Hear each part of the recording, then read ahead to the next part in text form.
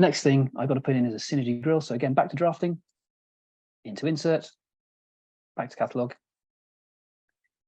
And once it loads up, I can show you the next, or the alternative view for when you're searching. So again, going back to that search functionality, obviously I've got synergy grill here, so I just have to click on those guys and start the search process. But if I know what I'm looking for, and if I don't need to go into the product page and double check connections or double check the technical specification that the that the manufacturer has provided, and I'm happy that I know what I'm looking for and I want to bang it in there straight away. If I go up here and click on this icon, it changes my view, so I now have more of a table view, which is great, and I can still go that same way. So if I'm going to click on the Synergy Grill,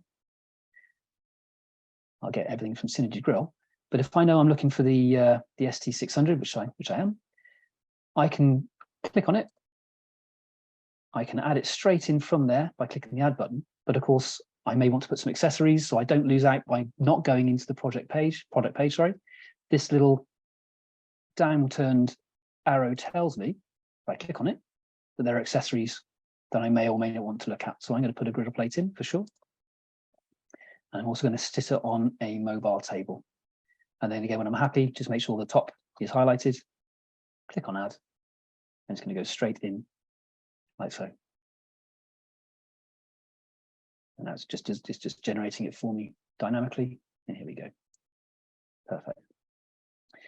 Excellent stuff. Right, next thing is a table with an overshelf. So I'm going to go back to SP Symbols, because I know that's where it is. And I'm going to scroll down here for fabrications. This time it's a modular fabrication. It's still a work table. And it is with a backsplash again. And again, I've got the options here. So what do I want? I want an undershelf. Yes, please. I want an additional undershelf. No, I'm good. I don't need taps or sinks, but I do want an overshelf. Do I want a triple? I click on there to see what the options are. Yeah, triple's fine. Absolutely fine. And for a bit of a laugh, shall we put it on casters? Yeah, let's do that.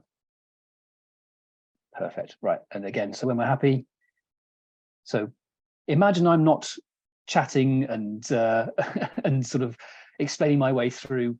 I know what I'm looking for. Search, 3 clicks, select the item, 3 clicks for the accessories, select the item, add, and then it goes. So although it is slightly more drawn out as we're doing it here, because we are explaining as we're going along, hopefully you can see that it is actually a really simple process and quick, which is the important thing. Like I said, we're trying to make this process speedy so you can do your design, send it off, not waste any time.